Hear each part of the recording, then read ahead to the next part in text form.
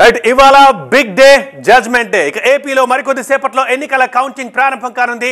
8 గంటలకు postal ballot లెక్కిస్తారు. 8:30కి parallel గా ఈవీఎంల లెక్కింపు కూడా స్టార్ట్ అవుతుంది. సో ఏపీలో ఎక్కడా అల్లర్లు జరగకుండా పోలీసులు జాగ్రత్తలు తీసుకుంటున్నారు. ఆంధ్రప్రదేశ్లో మొత్తం 1985 సున్నిత ప్రాంతాలుగా గుర్తించారు. ఇప్పటికే 12,000 మందిని బైండ్ ఓవర్ చేశారు పోలీసులు. అంటే ఏపీకి 50 కంపెనీల సిఆర్పిఎఫ్ బలగాల్ని పంపించారు. కౌంటింగ్కు 5,600 మంది కేంద్ర బలగాలతో భద్రత ఏర్పాటు చేశారు.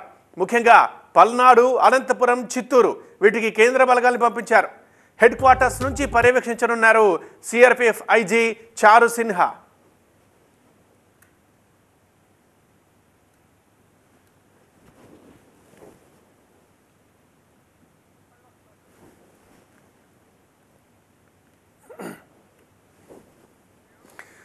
ఇక మరికొద్ది సేపట్లో ఎన్నికల కౌంటింగ్ స్టార్ట్ అవుతుంది. 8 గంటలకు పోస్టల్ బ్యాలెట్ లెక్కించడం మొదలు పెడతారు. 8:30కు ఈవీఎంల లెక్కింపు స్టార్ట్ అవుతుంది. సో ఈ నేపథ్యంలో మనందరికీ తెలుసు పోలింగ్ రోజు, అదేవిధంగా పోలింగ్ జరిగిన మరుసటి రోజు కూడా ఆంధ్రప్రదేశ్లో కొన్ని ప్రాంతాల్లో ఎలాంటి ఘటనలు చెలరేగాయి.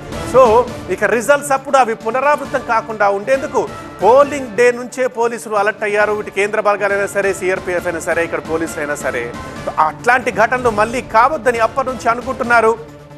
అందుకే 1కి 2 అంచెల భద్రత ఏర్పాటు చేశారు. ప్రతి కౌంటింగ్ కేంద్రం దగ్గర 3 అంచెల భద్రత ఏర్పాటు చేశారు. కొన్ని మరీ అతి సున్నితమైన సమస్యాత్మక ప్రాంతాల్లో 4 అంచెల భద్రత కూడా ఏర్పాటు చేశారు.